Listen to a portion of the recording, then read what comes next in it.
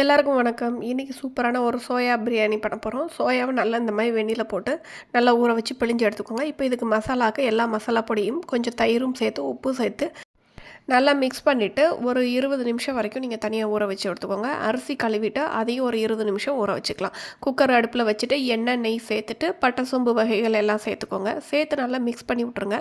ஒரு 3 பெரிய வெங்காயம் சேர்த்துக்கோங்க. சேர்த்து அதை நல்லா கிண்டி விட்டுருங்க. நல்லா வதங்கினதுக்கப்புறமா 1 டேபிள் ஸ்பூன் அளவுக்கு இஞ்சி பூண்டு பேஸ்ட் எடுத்து அதையும் மிக்ஸ் பண்ணிக்கலாம். அதோட பச்சை வாடை போனதுக்கப்புறமா 1 பச்சை மிளகாய் கீரி சேர்த்துக்கோங்க. 3 தக்காளி பழம் குட்டியாக கட் பண்ணி அதையும் ஆட் பண்ணி வதக்கிக்கோங்க. ஒரு கைப்பிடி அளவுக்கு புதினா, மல்லி எல்லாம் சேர்த்து அதையும் நல்லா வதக்கி விட்டுறலாம். வதக்கினதுக்கப்புறமா மறுபடியும் மஞ்சள் தூள், மிளகாய் தூள், தனியாத்தூள், பிரியாணி மசாலா கொஞ்சமாக சேர்த்துட்டு நல்லா மிக்ஸ் பண்ணி தேவையான உப்பையும் சேர்த்து நல்லா மிக்ஸ் பண்ணி விட்ருங்க. இது ஓரளவு வதங்கினதுக்கப்புறமா நம்ம ஊற வச்சு வச்சுருக்கிற அந்த சோயாவையும் இதோட சேர்த்து நல்லா ஈவனாக மிக்ஸ் பண்ணி விட்றலாம். ஒரு 2 நிமிஷம் கழித்து 1 டம்ளர் அரிசிக்கு 1 1/2 டம்ளர் அளவுக்கு தண்ணி சேர்த்துக்கோங்க. அந்த மாதிரி தண்ணி சேர்த்துட்டு இதுக்கு தேவையான உப்புலாம் கரெக்டாக இருக்கான்னு செக் பண்ணிவிட்டு இதுக்கப்புறமா நம்ம ஊற வச்ச அரிசியை தண்ணியை வடிச்சிட்டு இதில் சேர்த்துக்கோங்க. சேர்த்து நல்லா மிக்ஸ் பண்ணிவிட்டு மீடியம் ஃப்ளேமில் 2 விசில் வச்சு எடுத்தீங்க அப்படின்னா சூப்பரான சோயா பிரியாணி அருமையாக ரெடி ஆயிருங்க.